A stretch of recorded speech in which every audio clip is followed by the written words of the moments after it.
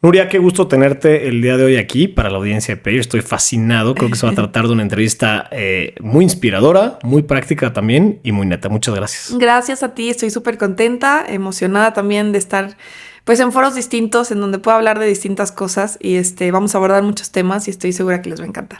Y me va a encantar a mí más todavía. Hace algunos meses, estábamos aquí en la habitación de al lado con toda mi familia, echándote porras y sintiendo esa lucha por la medalla como propia. Y hoy estás aquí, fuera de la alberca, evidentemente, en otra faceta. Así que quiero empezar justo esta conversación pidiéndote que me cuentes quién es Nuria fuera de la alberca, fuera de la competencia.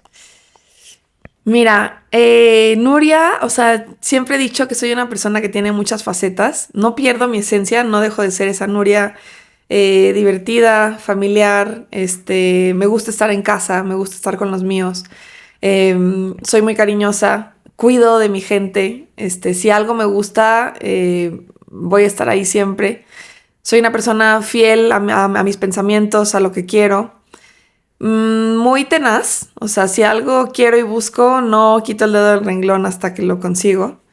Y cuando de verdad algo me encanta, o sea, me apasiona, lo hago siempre hasta que quede perfecto. Entonces me obsesiono por hacer las cosas bien, pero dentro de un mundo en el que pudieran a veces mi mamá, Javi, ¿no? Mi esposo, que me conocen bien, decir eres desordenada en casa, en muchas cosas, en las cosas que soy como mi deporte, mi escuela, mis hobbies, es como, si algo quiero es como una disciplina y un orden perfecto. Entonces, esa es Nuria fuera del agua. Tengo muchas facetas. Está la Nuria estudiante, estuvo la Nuria deportista, la Nuria esposa, amiga. Pero dentro de todas, creo que es el común denominador de todas mis facetas. Tenías, si no mal recuerdo, y corrígeme si estoy mal, 5 años cuando empezaste con este tema, el antes llamado nado sincronizado. Ahora es que natación artística. Natación, ¿no? Artística, sí. Y muy rápidamente empezaste a verlo de manera profesional. Y te viniste a vivir a la Ciudad de México cuando tú eras de Guadalajara. Cuéntame un poquito de ese proceso de decisión cuando eres una niña. Pues fue, la verdad, súper orgánico. O sea, yo entré a los 2 años a nadar. Y fue por un tema de papás pediatras, claro, que el bebé, si se cae al agua, sepa voltearse y no se ahogue, ¿no? Entonces, entro por eso. Luego, a los 5 años de estar, yo ya pues, tenía 2, 3 años nadando, yo veía a las niñas de nado sincronizado en mi club en Guadalajara, en el Club Atlas, que nadaban con música. Entonces yo decía como que ¿por qué ellas les ponen música y a mí me traen ida y vuelta? Nada más voy y vengo, ¿no? Entonces mis papás al final buscaban más actividades para mi hermana y para mí. Y un día así me les escapé. Estábamos en el club, me puse mi traje de baño y yo vi que había una como exhibición de nado sincronizado. Y le dije a la entrenadora con 5 años, oye, yo sé hacer todo eso. Entonces, entre que buscaban a mis papás, decían, ¿de dónde salió esta niña? Pues me dejaron meterme a hacer como una practiquita con ellas. Entonces me tenían ahí haciendo con los pies en la bardita, haciendo bucitos. Y cuando mi mamá me encontró, la entrenadora le dijo, oye, pues la niña tiene ganas, dice que le gusta. Evidentemente no sabe hacer nada, pero lo único que se pide es que sepan nadar y ella sabe. Entonces están abiertas las inscripciones porque no la metes. Y así es como entro a nado sincronizado. Entonces entré por una cuestión de me gustaba nadar, me gustaba la música y me gustaba estar bajo el agua. O sea, mi juego favorito y hasta la fecha te puedo decir lo que más disfruto de nadar, o sea, es hundirme y como simplemente sentir esa libertad de estar bajo el agua, como ese silencio, que yo creo que desde chiquita encontré y me identifiqué. Entonces a los 5 empiezo nado sincronizado. Y es a los 8 años cuando entro a mi primera selección Jalisco. Y ahí empiezo a competir en Olimpiada Nacional, a conocer que es un deporte nacional, mundial, que hay figuras mundiales, ¿no? Que es un deporte que se practica no solo en mi club. Y de ahí empieza a crecer ya, pues como la motivación, la disciplina. Y a los 15 años entro a la selección nacional mayor, que es a la que estuve durante 20 años hasta los Juegos Olímpicos de París.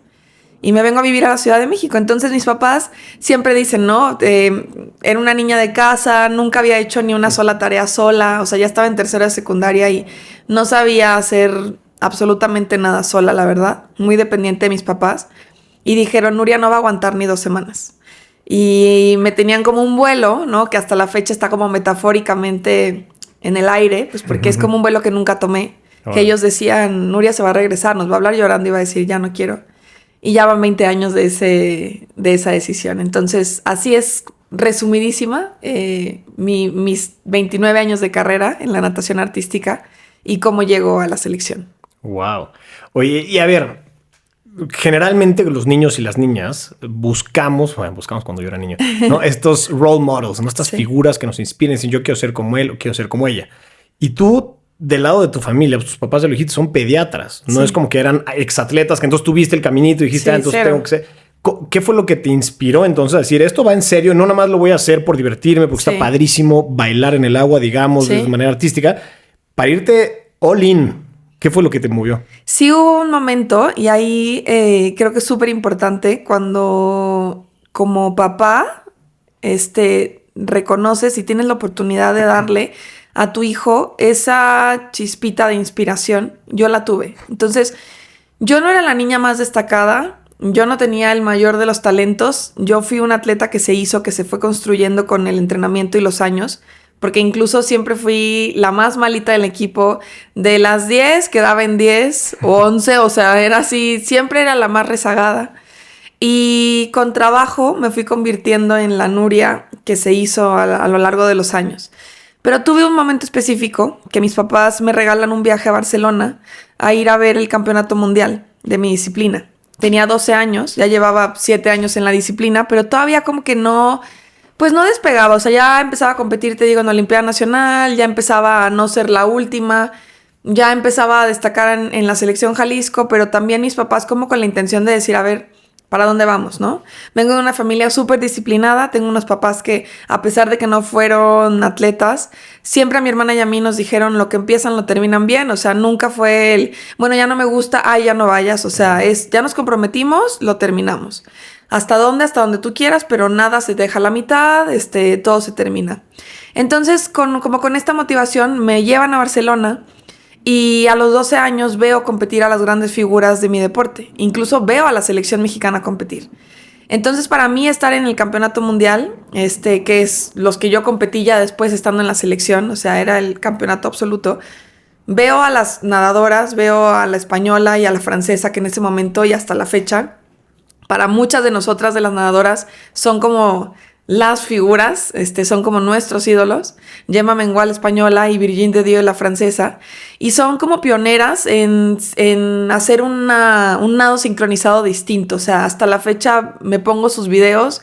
Todavía hace una semana le puse a Javi, por ejemplo, a mi esposo, uno para que viera una de las rutinas que una de ellas hizo, y siguen siendo de las rutinas más lindas que se han hecho en este deporte. Entonces, cuando yo las veo competir, regreso obsesionada, o sea, real obsesionada. No sé si te acuerdas, pero era, ya sabes, tener el video, grabábamos y pues poner el video y todas las noches y regresarle, cámara lenta. Y mientras cenábamos, yo tenía a toda mi familia viendo los videos en cámara lenta. Y entonces yo me ponía en medio y les decía, a ver, me salió igual. Y ella en cámara lenta hacía una mano y yo la hacía también. Entonces como que intentaba como imitarla para el siguiente día en el entrenamiento, yo llegar con mi entrenadora y proponerle los movimientos que Virginie y Gemma habían hecho. Y entonces es así, tal cual, como me obsesiono, me enamoro. Mis papás me dicen, sí, vamos con clases extras, y ahí empiezo a tener, antes de la primaria iba de 5 a 6 de la mañana a 1 hora extra de entrenamiento, me iba, estudiaba en mi escuela normal, comía en el coche, llegaba, entrenaba de 4 a 8 en el club, y de 8 a 9 tenía clase extra de gimnasia para poder mejorar mi flexibilidad y pues tener más entrenamiento que las otras niñas para poder destacar. Entonces, ese es el momento, y es el momento inspirador que me da como ese impulso de decir, quiero hacerlo por hobby, porque es un deporte que me dan mis papás para rellenar mi día y porque deporte salud, o le vamos a invertir todo para ver hasta dónde podemos llegar como tú, deportista, y nosotros como familia. Y yo creo que desde ahí es que se hacen las campeonas, desde esa mentalidad a los 8, 10, 9, 10 años, sí. Que no es el voy a entrenar, me la paso bien y listo, sino ya estoy construyendo una carrera. Desde ahí siento yo que se hacen los y las campeonas. No te voy a preguntar si te arrepientes de algo de eso, sino ¿cambiarías algo de tu desarrollo como niña que eras en ese entonces? Fíjate que no, hace poco me preguntaban cómo te hubiera gustado otra niñez. Y es que nunca tuve otra. Claro. O sea, no sé qué es ser un niño que sí se iba de pijamada o tener la fiestecita o decir que sí a después de comer, que te vayas con los papás de tu mejor amigo y te invitan a comer. No te digo que no lo tuve, pero sí puedo decirte que contadas las veces me fui a dormir a casa de alguien, dije que sí, mis papás me llevaron a alguna fiestecita. O sea, pero tampoco era algo que yo sintiera raro. Mis amigas eran parte de mi equipo de nado sincronizado. Mis fiestas eran las que teníamos por los cumpleaños de las niñas que cumplían años dentro de mi equipo. Mis viajes pues comienzan a convertirse en las competencias. O sea, yo viajaba mucho, pero con mi familia a competir. Entonces de pronto esos viajes que también con papás pediatras, pues tampoco los tienes tanto porque hacen profesiones pues muy demandantes en donde cuando les llamen tienen que estar disponibles para sus pacientes. Entonces, mi infancia no la cambiaría en el sentido de que no conocí otra cosa, no sé de qué me perdí. Hoy digo, lo veo, sé que hubiera tenido más tiempo quizás para ir, venir, jugar con amigas, no sé, pero igual jugué, igual estuve. Si algo pudiera quizás cambiar, sería que me hubiera gustado probar otros deportes. O sea, pero también sé que si hubiera probado otros deportes no hubiera sido esta Nuria Diosdado. Entonces, mi deporte, por lo menos el que elegí sin saberlo, no son deportes longevos. Hay deportes que puedes hacer hasta los 60, 70 años y los sigues viendo en los Juegos Olímpicos.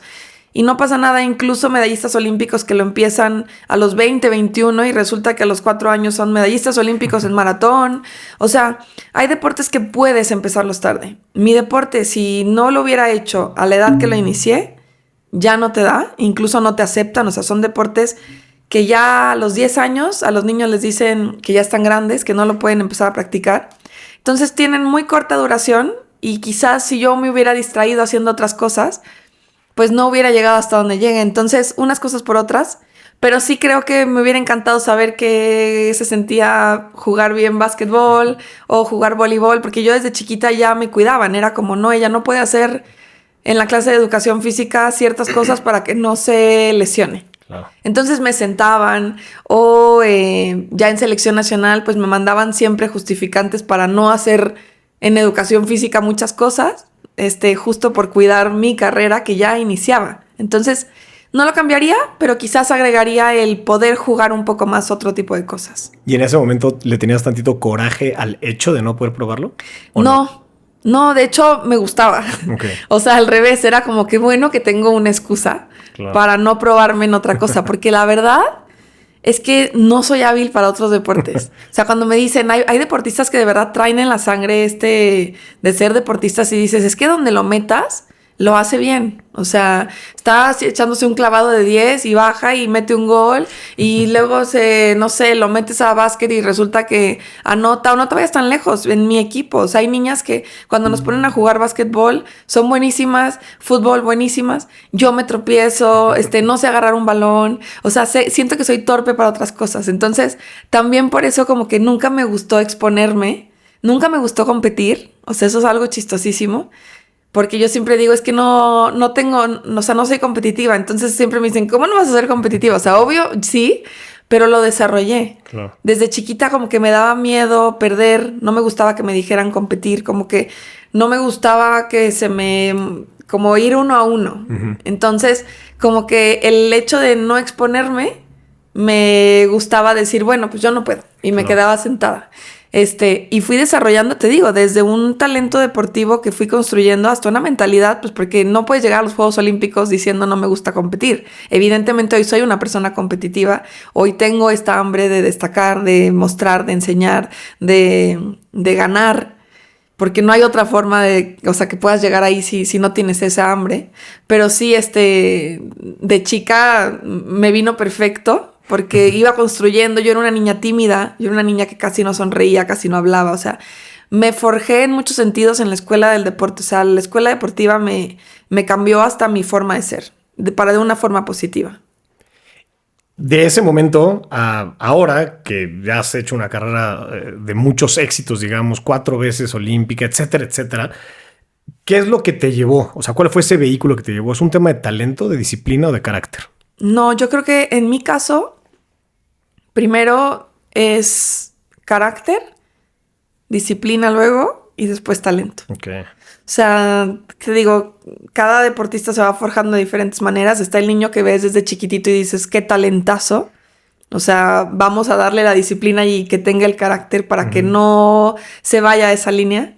Y yo al revés. O sea, yo me fui construyendo desde sí quiero, entonces con la disciplina vamos a hacerlo. Y después salió el talento. O sea, fue algo que se fue puliendo. Entonces está muy padre porque también siento que le das la posibilidad a que la gente también entienda que no todas las personas que ven en la televisión ganando medallas o los atletas olímpicos nacimos para este deporte. Porque mucha gente así lo cree. Es como, uy, pues en mi próxima vida, ¿no? A ver si me toca. Y no, o sea, puedes construirlo, puedes hacerlo, claro. Hay deportes y edades para todo y hay momentos, o sea, te digo, no, si ya tienes cierta edad, pues quizás mi deporte no es, pero sí podrá ser otro, que te sorprenda y te sorprendan las cosas que puedes llegar a hacer en él si tienes las ganas, si tienes la intención de trabajarlo. ¿Qué implica en una disciplina como la tuya? O a ver, a nivel mundial el deporte, pues tiene que ver mucho con la infraestructura del país de él o la atleta. Pero en tu disciplina pareciera que más, o vamos a verlo desde el punto de vista de los Juegos Olímpicos, ¿no? Como que siempre nos acabamos comparando los latinos con todo el mundo. Los gringos, rusos, chinos, etcétera, que son pues, básicamente los que dominan este tema. ¿Qué implica en tu disciplina ser una atleta latinoamericana en ese plano ya mundial? Es complicado y a mí me tocó como esa transición, porque sí te puedo decir que cuando yo lo inicié, o sea, selección nacional, México no nos volteaban a ver, o sea, en algún momento sí, por ejemplo, Atlanta 96 fue la última vez que México se vio como equipo en mi deporte en unos Juegos Olímpicos. Y a partir de ahí, que prácticamente Atlanta 96 es cuando yo inicio a practicar este deporte, pues no figurábamos, o sea, éramos parte, éramos un país reconocido, a nivel Centroamérica tampoco dominábamos, a nivel América quinto, sexto, cuarto, pero no dominábamos el medallero continental, entonces mucho menos mundial o posiciones ya olímpicas. Y me toca esa transición a mí con los años en selección, más todas las niñas que fueron equiperas mías que pudimos participar y que reposicionamos a la natación artística. Eso se dio a partir del 2008, te puedo decir, 2010, para acá, para los Juegos Olímpicos de París. Y ha sido una transición súper lenta, pero sí de un inicio muy complicado porque además es un deporte subjetivo. Entonces es un deporte en el que no viste exactamente todo el mundo, no percibe quién gana. O sea, tú te esperas a una calificación que muestran los jueces, que cada vez lo están tratando de hacer más justo, pero esto lleva 2-3 años, o sea, el nuevo sistema de calificación que trata de hacerlo justo. Todos los años previos era simplemente porque me gustó más. Entonces era una cuestión de caerle bien al juez, de ser un país que pues ojalá no pese el nombre, porque ya sabías que pues por encima de Estados Unidos no ibas a estar, por encima de Canadá no ibas a estar, Brasil, México se iba a estar ahí dando el tú por tú, y a nivel mundial pues olvídate, abajo de toda Europa y Asia íbamos a estar. Entonces sí, el tema de ser de este lado, de ser latinoamericana, incluso te puedo decir, de tener la tez más morena, te jugaba en contra. Y sí era un tema de decir, pero es que lo hicimos increíble y salíamos de competir y muchos países nos decían, estuvieron increíbles, ustedes tenían que estar más arriba. Pero no pasaba. Entonces no nos movían. Y sí fue un tema de muchos años de estar picando piedra, de decir, no es suficiente hacerlo bien, tenemos que ser perfectas. Tenemos que hacer rutinas que sean innovadoras, que sean súper creativas. O sea, México se tiene que destacar por algo para que al juez ya no le quede de otra más que lanzarnos la calificación. Y decir, pues, por primera vez voy a ponerle, si a Estados Unidos le puse 8-8, pues a México le tengo que poner 8-9. O sea, sí le tengo que dar una décima más. Lo que antes no, antes era, si le puse a Estados Unidos 8-8, México va siempre 8-6. O sea, no hay manera, hagan lo que hagan. Entonces sí te digo, fue una cuestión de mucha paciencia, de mucho trabajo como equipo, como México, y de saber que nuestro deporte era así y que teníamos que estar aguantando, y se aguantó y se aguantó y se aguantó hasta estos últimos años que te puedo decir en el 2024 3 meses antes de los Juegos Olímpicos tuvimos la oportunidad de ser medallistas de oro en serie mundial, ganarle a China, ganarle a España, ganarle a Japón, o sea, países que nunca nos hubiéramos imaginado que podíamos estar por encima. Hoy ser número 1 de América, por encima de Canadá y de Estados Unidos, y Brasil, pues evidentemente ya quedó rezagado. Entonces, fueron muchísimos años, fueron 20 años de carrera, o sea, en selección nacional, de que yo inicio a cuando terminamos en París, de ver esa transformación, y que hoy México es un país respetado en mi deporte, es un país que se nos reconoce el trabajo, que siento que es de esos países que el mundo se alegró cuando vieron nuestra calificación. Clasificación a Juegos Olímpicos. O sea, como que te da emoción saber que sí hay un cambio y que si un país pudo hacerlo a base de trabajo, otros pues tienen esa expectativa y esa esperanza de poder hacerlo también. ¿Qué oportunidades tuviste que construir tú como atleta? ¿Qué otras atletas tuvieron por sistema ya? ¿Qué cualidades? O sea, bueno, ¿qué situaciones pudiera ser? Pues quizás el hecho de que todas las somos de provincia, o sea, que venimos de fuera de la Ciudad de México, cuando vienes acá a entrenar, porque al ser un deporte en equipo, tenemos que hacerlo sí o sí en conjunto todo el año. O sea, no es un deporte en el que yo entrene 6 meses en mi casa y luego 6 meses antes de competir me vengo. O sea, una vez que entras a selección nacional, tienes que venirte a vivir acá. Entonces sí, quizás algo que al ser de provincia, pues te cambia mucho es esa parte de pues que tú sola te tienes que buscar la manera. Tus papás, si no tienes unos papás que te quieran ayudar, apoyar, es difícil que logres ese sueño en mi deporte de poder pertenecer. No es tanto las instituciones, pero sí es más bien como el sistema, el que sea un sistema que se tiene que entrenar 24/7 juntos, 365 días del año. Y entonces si no tienes la oportunidad, la confianza de un papá o una mamá que te dice, sí, te dejo irte a vivir a los 14 años sola a la Ciudad de México, te pongo, si es necesario, chofer, te pongo, si es necesario, pues buscarte un colegio que te acepte, todas esas cosas que igual y teniendo aquí, que eres de la Ciudad de México, que eres de casa, pues sigues viviendo en tu casa, sigues en tu misma escuela, modificas horarios, tienes quien te lleve, igual hasta te sientes cómoda viviendo en el Comité Olímpico, en la CONADE, pero por gusto, o sea, no es porque sea una necesidad. Entonces, más que como una institución, sería esa parte de que sí, todas las que venimos de fuera, que la selección nacional se robustece no solo de gente del Estado de México y la Ciudad de México, sino de muchas partes del país. Es esa parte, ¿no? Como de como esfuerzo extra que las familias tienen que hacer para poderte dar esa oportunidad de pertenecer a una selección.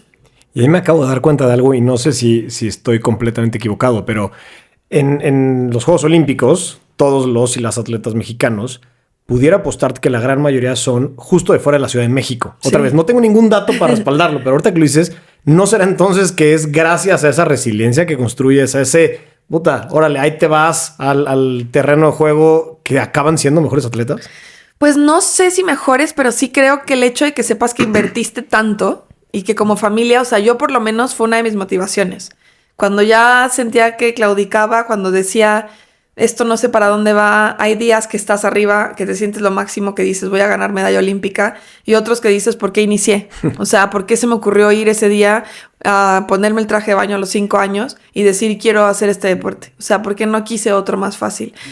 Creo que el hecho de tener esa mentalidad, de saber que dejaste tanto y que como familia, porque no solo tú, no digo que las familias, de mi equipo, de las niñas de la Ciudad de México, no tengan ese esfuerzo, claro que sí, igual las dejan de ver, igual y hasta las ven menos, pero es una separación distinta, es un esfuerzo que está a 20, 30 kilómetros máximo. Acá estás hablando de 500, yo en Guadalajara, y eso como mínimo. Hay gente de La Paz, de Mérida, de Monterrey, que dejan y que por meses igual y no tienen la capacidad económica para venir a ver a sus hijas, para tenerles un chofer, o sea, simplemente dicen, les doy la bendición y como puedas en taxi. Antes, en este tiempo, cuando me vine, no había Uber, no había tanto control. Entonces, sí creo que más bien es esa parte de decir, ya lo invertiste, que valga la pena. O sea, yo por lo menos sí, en esos momentos de mucha tensión, de tristeza, de depresión, de ya no quiero, pensaba en todo lo que ya recorrimos juntos, no yo, juntos. O sea, me veía a mis papás y me los imaginaba como en todos estos años, como si te pasan rápida la vida y ves a tus papás incluso envejecer, que se perdieron mi adolescencia, que se perdieron mis cumpleaños, que yo no estuve en momentos importantes, que no fuimos esa familia normal, y dices, tiene que valer la pena, claro, por ellos y por todo el esfuerzo que hemos hecho. Entonces, te digo, no sé si es un porcentaje mayor, pero sí creo que muchos de los que venimos de fuera o nos vamos a estudiar fuera o a entrenar fuera de México para lograr un sueño deportivo, viene mucho por esa motivación de ya lo inicié y hay mucha gente que está dejando mucho para que yo esté aquí. Entonces tiene que valer la pena. Wow. Hace ratito me platicabas de estos obstáculos o retos adicionales que por ser atleta latina tenías, sobre todo en un deporte tan subjetivo. Hablabas de cómo hasta por la tez se podían guiar los jueces. Como mujer, ¿tú has sentido o sentiste en toda tu carrera un techo invisible, una cuerda que te jale hacia atrás?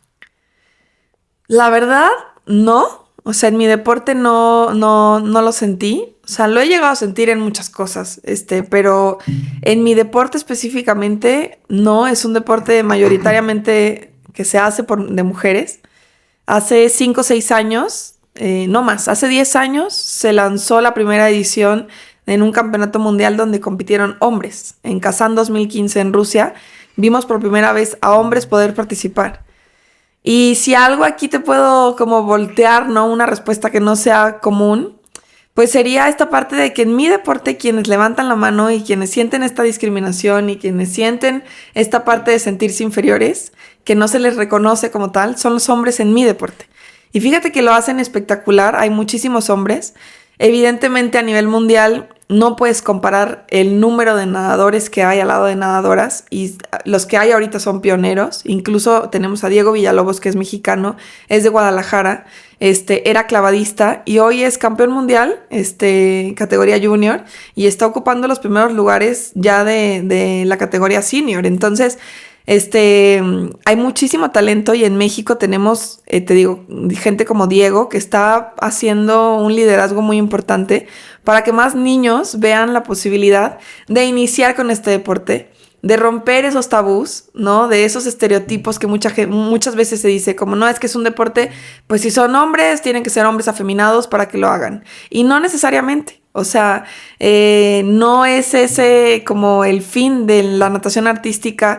O sea, es una natación artística que sí se hace de forma distinta, que los movimientos son distintos, que le imprimen otro tipo como de sello a lo que las mujeres hacemos y que la verdad es muy bonito. Entonces yo en lo personal no lo llegué a sentir en mi deporte, pero más bien sí existe esa lucha de parte de los hombres. Que vean lo que se siente, ¿no? Exacto, sí, que vean lo que se siente de cierta manera en un deporte en el que pues en general a las mujeres eran las que no se nos dejaba participar o no se nos permitía. Hoy prácticamente puedes practicarlo todo con mucha diferencia, con mucha dificultad.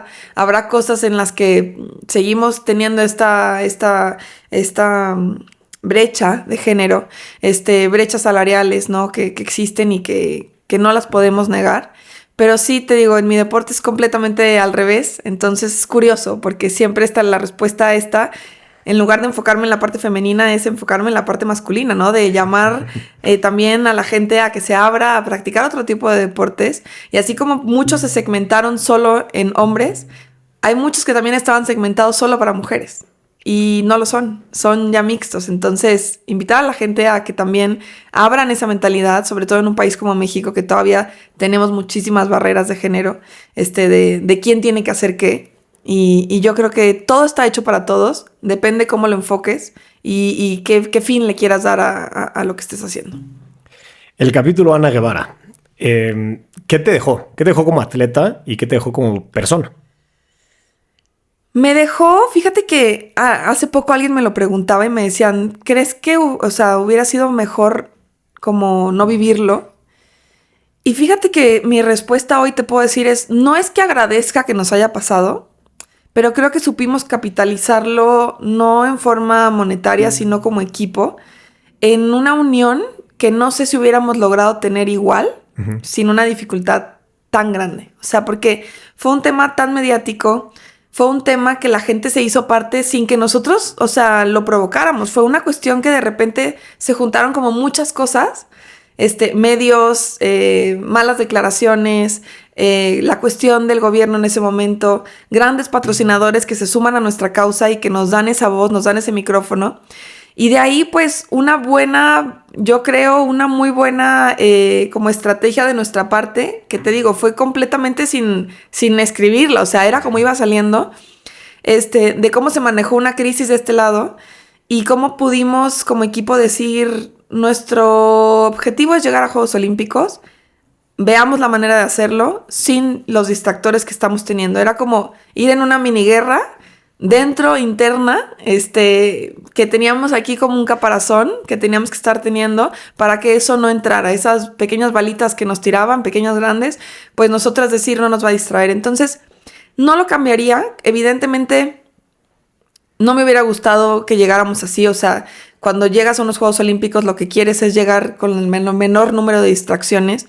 Y claro, que sean las menores dentro de tu propio sistema. O sea, todavía dijeras, estás peleando con otro país, no sé, es parte de la competencia, pero aquí estás hablando de que el organismo que te tiene que apoyar, que te tiene que dar ese voto de confianza, ¿no? De te doy todo lo que necesitas, no estuvo para nosotras. Y nosotros nos hicimos fuertes con todo lo que sí pudimos tener. Entonces, es un capítulo que queda, yo creo que marcado para la historia no solo de nosotras, sino para el deporte mexicano, porque creo que nadie pensó que el equipo de nado sincronizado de natación artística fuera a levantar la voz y fuéramos a llevar la batuta de una lucha que se hizo la lucha de muchos.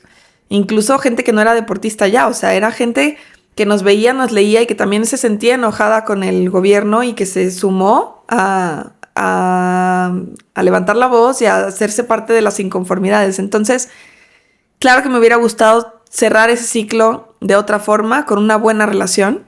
No se pudo, al final fue una cuestión ya legal, pero creo que ayudamos a muchos atletas a también saber que podían alzar la voz y que a mí en lo personal me hizo crecer muchísimo. Entonces, por eso te digo, no lo cambiaría, porque a mí Nuria me dio como las armas para, sin querer, al ser la líder del equipo, tener que afrontar muchas decisiones, muchas de las cosas que yo tuve que responder ante los medios, ¿no? De que a veces querías esconderte y decir, es que quiero salir por otra puerta y no encontrármelos, pero era necesario decirlo. Ya hay un punto en el que no hay un retorno, o sea, si ya alzaste la voz, o le sigues y eres coherente, o te vas para atrás y ya la lucha se acabó. Y creo que nosotros como equipo lo hicimos muy bien. Yo creo lo mismo, por cierto, sí sirve de algo. Ahí la iniciativa privada jugó un papel importante. Muy importante. ¿No? ¿Tú qué crees que debe de cambiar en esta relación de las federaciones, que tienen un papel también muy importante desde su trinchera, la iniciativa privada desde su trinchera? ¿Qué tendría que cambiar para que no vuelva a suceder esto con ningún atleta mexicano o latinoamericano? Mira, para empezar, que las instituciones, o sea, los órganos que rigen el deporte en cada uno de los países, verdaderamente tengan las puertas abiertas para hablar, para negociar, para escuchar a los atletas. Este problema inició porque hubo una decisión en donde no se nos tomó en cuenta y se nos estaba truncando por completo el camino a los atletas. Entonces, ante eso tú dices, pues, ¿qué hago? O sea, si eres el organismo que me rige, que me da las cosas para llegar, si no te tengo a ti, ¿cómo lo voy a hacer? Entonces, eso sería lo primero, que como organismos, como directivos, tengan esa intención verdadera, esa voluntad de ver siempre la manera de tener a esta distancia a un atleta. De tener tú la confianza de decir, antes de irme a hablar con un periodista, antes de levantar una cuestión legal, antes de irme directo a una situación que ni tú ni yo vamos a querer, porque nos va a distraer, porque nos va a quitar foco, ¿cómo lo podemos arreglar aquí? ¿No? O sea, tener muy, muy claras las cosas, saber como directivo, digo, nunca lo he sido y estoy segura que si llego a ocupar uno de esos lugares me voy a dar cuenta tal vez de muchas cosas que hoy como atleta desconozco y que no debe ser fácil. Pero sí creo que con buena voluntad las cosas fluyen. Y una de las cosas que faltaron ahí fue voluntad y fue esta cercanía. O sea, entonces a partir de ahí creo que muchas cosas se quitarían. No hubiéramos llegado a hacer lo que se hizo si hubiéramos tenido una reunión, una negociación, una intención de cambiar. Y de ahí con la iniciativa privada, pues seguir abriendo las puertas. O sea, mucha gente creo que cree que los atletas, lo tenemos todo por parte del gobierno.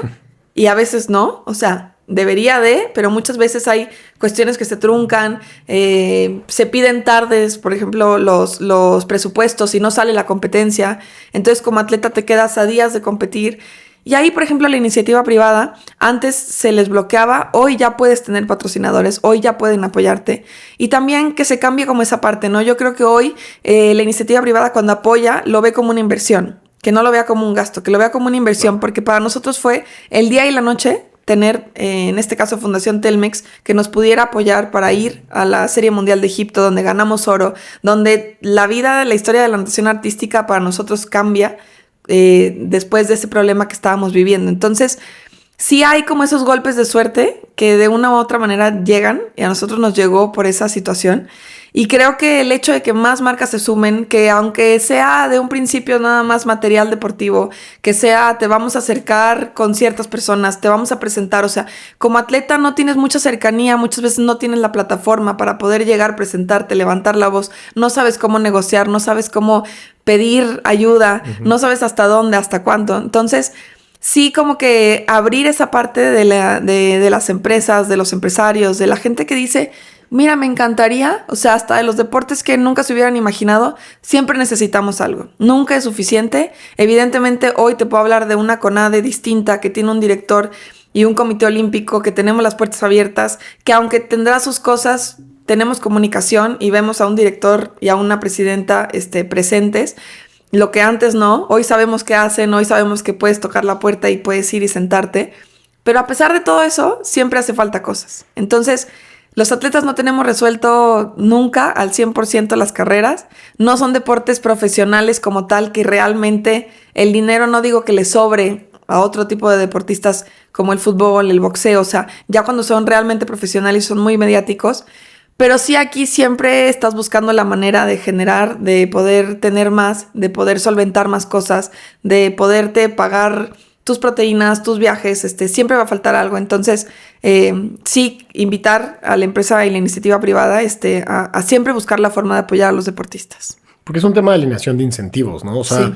A ver, Fundación Telmex me queda claro que lo hizo por apoyar, sobre todo por esto que estaba sucediendo, pero también ganan, ¿no? Ganan un brand value buenísimo porque están apoyando campeonas. Sí. No apoyan a la vecina de al lado porque, ay, qué buena onda es. Apoyan campeonas. Entonces, la marca se acaba ligando con campeonas, como lo hacen muy bien, por cierto, la familia Slim. Saben elegir y encontrar campeones y campeonas, ¿no? Sí, fue todo un tema, ¿eh? O sea, esa negociación, de verdad estábamos, Jessie Sobrino, que era mi compañera también de equipo, gran líder, y yo, y nos sentamos con Arturo Elías Ayub, y sin saberlo, o sea, por la mañana le mandó un mensaje por Instagram a Jessie de, sí, vénganse a mi oficina, la recibo.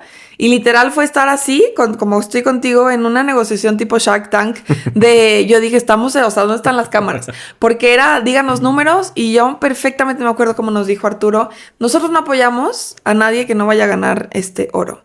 Y toda su oficina la tiene llena de cosas de Checo Pérez, del Canelo, y de muchísima gente súper destacada, y dijo, por aquí, pues nada más pasa gente que va por el oro. Entonces, si ustedes no van por el oro, o sea, nosotros no podemos sumarnos. Y esa es la condición, que ganen oro para nosotras seguir estando con ustedes. Entonces yo me acuerdo que por abajo como que Jessie y yo nos pegamos en la pierna como diciendo, pues, ¿qué le decimos, no? Si íbamos a una serie mundial, nunca habíamos ido medalla de oro. Pero en ese momento yo me acuerdo que lo vi a los ojos y le dije, vamos a ganar. Uh-huh. O sea, es que vamos a ganar. Entonces lo que vas a hacer es, nos vas a seguir apoyando y lo tuyo va a ser una inversión así como lo has hecho con ellos. Entonces me acuerdo que me dijo, veo en tus ojos que tienes la decisión y hazme números y las apoyamos. Ya regresando de Egipto vemos si seguimos, pero necesito el oro. Órale. Entonces nosotros salimos de la oficina y Jessie me dijo como, ¿qué vamos a hacer? Y yo, pues nada, echarle ganas. O sea, sabíamos que era muy complicado. Nunca habíamos ganado medalla de oro, pero teníamos ya la certeza de que íbamos a competir. Entonces decíamos, mira, pase lo que pase después, les agradecemos y ya no se puede y ya está.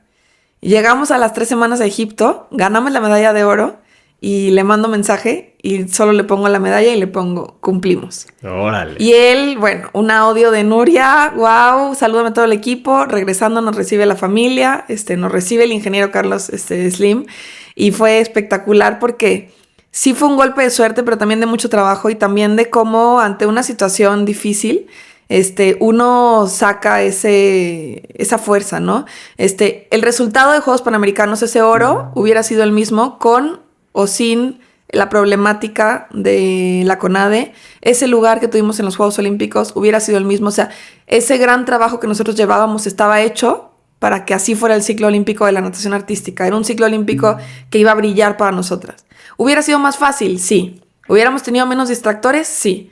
Pero el resultado técnico de lo que había estaba hecho para que sucediera. No ganamos por demostrarle a nadie nada, pero sí el tener las manos de gente tan importante respaldando nuestro trabajo, sí nos dio para arriba. Eso sí te lo puedo decir. Como atleta, cuando tienes patrocinadores, por más pequeños que sean, el hecho de saber que tienes a alguien que te dice confío en ti, es como ir llenando una maletita de cosas positivas que en el momento que estás compitiendo te hacen saber que hay gente que está apostando por ti y que vale la pena, que no estás solo.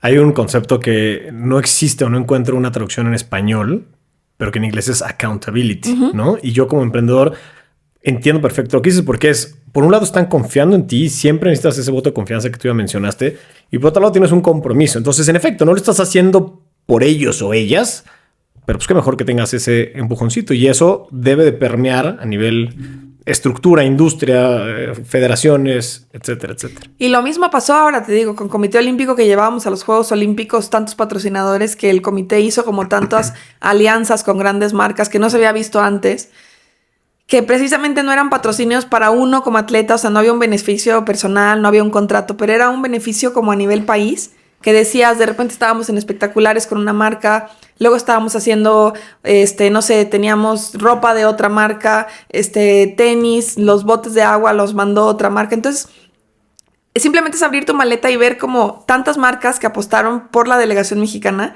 que imagínate eso mismo ahora ya firmado contigo. O sea, saber que no es nada más con todo con todo México, sino esto fue algo que se apostó con nosotras. Entonces, sí te cambia el ánimo, sea la marca que sea, te digo, es como decir, mira qué padre, esto lo dio tal está apostando. Y eso, volviendo a las instituciones, hace muchísimo, hace la diferencia, porque también como deportista, aunque sabes que igual no es algo que se cerró para ti personalmente, sabes que hay gente que está apostando por el deporte de México y que como que se engrandece la delegación. Es como si la vas haciendo más robusta, no por el número de patrocinadores que traes, pero sí como por el número de gente que sabes que está poniendo confianza en tu trabajo. Hablando de medallas, se viene la medalla de tu vida. Estás a semanas de ser mamá. ¿Qué ha cambiado algo en ti como persona, como mujer, ahora que sabes esta nueva etapa? Sí, ha cambiado mucho, y más porque me llega en un momento... Imagínate, yo estoy terminando Juegos Olímpicos en agosto y en septiembre me embarazo. O sea, es una cuestión de timing y de rapidez. Entonces, sí cambió muchísimo porque empiezo a vivir un duelo deportivo, un duelo que es necesario, que aunque tuve planificadísima mi salida, yo sabía que el 10 de agosto era mi último día que yo competía en una alberca, y terminar y aún así como que de pronto al siguiente mes tener la noticia, porque pues tú nunca sabes cuándo va a pegar, si te vas a embarazar rápido, si va a ser algo fácil.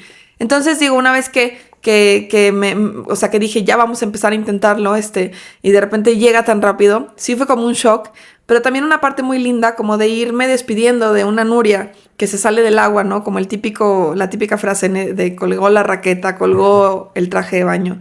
Estaba colgando el traje de baño cuando también estaba recibiendo este cambio de vida, este cambio de cuerpo, de mentalidad. Y hoy, por ejemplo, te puedo decir, hace un año mi mayor miedo y mi cabeza estaba puesta en no me quiero equivocar en los Juegos Olímpicos. O sea, mi mayor miedo era fallar en un movimiento. Hoy no digo que ese miedo lo vea pequeño, claro que no, porque en ese momento era lo más importante de mi vida. Pero hoy mi mayor miedo es que ella llegue bien. Mi mayor miedo es que yo la pueda traer al mundo lo mejor posible, que sea una buena mamá, que tengamos una buena familia. Entonces dices, o sea, es como relativizas, ¿no? Las cosas que uno está viviendo y que es necesario darle la importancia a ese momento. Yo no minimizo o no digo como esto es más importante que lo otro o esta medalla es más grande que la otra. No, no es así. Son medallas distintas.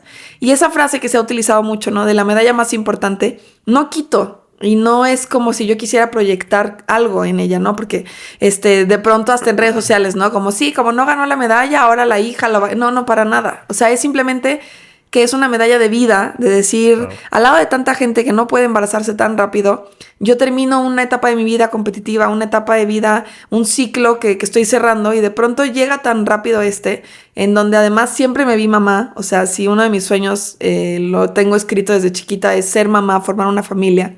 Entonces ha sido muy bonito, ha sido un proceso como muy de la mano, como muy transitorio, que de pronto fue duro, ¿no? Porque imagínate venir con el cuerpo físicamente olímpico y de repente es como, olvídate, o sea, aquí es un embarazo donde ni conoces, donde si te duele algo, no hay fisiatra, no hay medicamento, no hay pastilla, o sea, es aguanta y estás haciendo vida. Entonces, sé paciente. Lo que más he aprendido en el embarazo ha sido eso, manejar la paciencia y que la inmediatez que el deporte olímpico tiene, ¿no? De rápido, sácame, véndame y ponme una inyección para que no me duela, aquí no existe. Entonces, sí, mentalmente he tenido que cambiar mucho, como decir, el embarazo no es olímpico, el embarazo no es alto rendimiento. O sea, es alto rendimiento en el sentido de que vas a vivir no sé cuántos maratones he leído en un día, pero es una cuestión de paciencia y de que cada embarazo es completamente distinto y que lo que antes sabías que quizás con una infiltración te iba a dejar de doler la rodilla y ibas a poder competir, pues aquí no, aquí es esperar a que la bebé se acomode, a que todo vaya bien y a que Dios decida cuando llegue. Ya nada más por esto que acabas de decir, me queda claro que vas a ser una gran mamá. Gracias. Y me emocionó lo que dijiste, por cierto. ¿Qué le dirías a la Nuria de 5 años? Ya después de este viaje que hicimos, ¿no? Por tu carrera, tu vida y ahora la siguiente etapa tan increíble que vas a vivir. Si tú pudieras hablar con la Nuria de 5 años, ¿qué le dirías? Wow, le diría que no se imagina la carrera deportiva que va a tener, que disfrute cada momento, que va a ser una carrera, aunque corta, larga, porque lo va a hacer durante muchos años, y que confíe en cada uno de los obstáculos y las cosas que le vayan pasando, porque definitivamente la van a construir, la van a forjar como una mujer coherente, una mujer que yo creo que me he vuelto como muy decidida, o sea, no tengo como medias tintas, es blanco o negro y me gusta ser así. Entonces, decirle que confíe en ella y que nunca deje a un lado ese amor, ese cariño que le tiene a su familia, que la van a sostener durante toda su vida, y no pierda ese gusto por el que está iniciando ese deporte, que es nadar con música y estar bajo el agua, porque es lo que la va a ayudar a mantenerse durante tantos años con una sonrisa y con las ganas de seguir compitiendo pues por México. Para ir cerrando, Nuria, me encantaría que nos dijeras qué documental, película, serie o lo que sea nos recomiendas para la audiencia de Players que te haya marcado. Que me haya marcado. Fíjate que el libro, la autobiografía de Open, de Andrea Agassi, puede ser mi favorita. Lo he leído 2 veces, en inglés, en español. Y cada uno, aunque es el mismo libro, en su momento lo leí en un momento de mi vida cuando me quería retirar después de los Juegos Olímpicos de Tokio. Y lo volví a leer un año antes, ahora de los Juegos Olímpicos de París. Uh-huh. Y cada uno, al leerlo en diferente momento, agarré diferentes cosas de él. Entonces, esa sería la autobiografía deportiva que les pudiera recomendar. Y que, te digo, por experiencia propia, me dio diferentes puntos de vista y que entiendes lo que es el alto rendimiento, entiendes lo que es ser talentoso, entiendes lo que es tener una familia que te apoye, que te exija desde pequeñito, pero también cómo todas esas cosas y las decisiones de tu vida te van a llevar a ser alguien y a hacer algo. Entonces, no nada más es para deportistas, creo que es para la gente que le gusta ir más allá de lo que uno espera. Como papá de 3, yo te cuento que esta plática ha sido muy emocionante para mí y muy rica. Ay, gracias. Muy nutritiva en general. Pero como papá de 3, 2 de las cuales niñas, sí, creo que todo esto que dices nos debe servir para entender cómo debiera ser. A ver, no debiera ser porque cada crianza es distinta, pero cómo podemos darles esa resiliencia a nuestras hijas, cómo podemos enseñarles a que se vale soñar y apoyarlas a soñar, porque al final de cuentas como papás pues estamos obligados a darles una base, una estructura, y sobre esa base ya nuestras hijas y hijos harán lo que se les dé la gana y serán una serie de decisiones el resultado de su vida. Sí. Pero creo que historias como la tuya ayudan muchísimo e inspiran muchísimo. Así que Gracias. te quiero felicitar y agradecer. Gracias. Como mexicano, como fan del deporte, como papá. Gracias, Aldo. Para mí ha sido espectacular. También se viene una etapa nueva. Evidentemente no me voy a separar del deporte. Sí, en estos meses he tratado de seguir pues estando presente, ¿no? Igual mostrando mucho esta parte de la maternidad, porque mucha gente tiene como la curiosidad, o sea, al ser algo tan común, pero también cómo lo vive un atleta de alto rendimiento o una exolímpica. Entonces sí me siento con esa necesidad de siempre seguir compartiendo. No sé exactamente para dónde va mi futuro, pero sé que nunca me voy a separar del deporte. Siento que tengo mucho que aportar. En este momento también tengo mucho que darle a este momento, o sea, quiero disfrutar estos últimas ya semanas y los primeros meses, ¿no? De vida, tú lo sabrás bien, lo que es ser papá primerizo y lo que se siente. Entonces viene miedo, viene incertidumbre. Tengo toda la intención y la obligación, porque fíjate que así lo veo, después de tener unos papás como los que tengo, que me dieron todas las herramientas para llegar hasta donde quise, me dieron ese impulso. Cuando me preguntan, ¿te gustaría que tu hija fuera deportista y llegue tan alto como tú? Híjole, ojalá. Si no, no me voy a frustrar. O sea, no porque la mamá haya sido olímpica ya tiene que serlo. Sí va a tener que hacer deporte, o sea, eso no se negocia. Pero sí que tenga siempre la voluntad y la disciplina de hacer algo, de ser alguien, de buscar ser algo más. Entonces, te agradezco mucho porque sí, también para mí ha sido una plática que gocé muchísimo y que seguramente a mucha gente espero que le sirva, que le funcione y que se inspiren. Por ahí un amigo mío me contaba que ser papá es aprender a vivir con el corazón de fuera. Así sí. Que te deseo el mayor de los éxitos. Gracias. Y el mayor disfrute en estos días que vienen. Y nada, muchas gracias a ti, Nuria. Muchas gracias.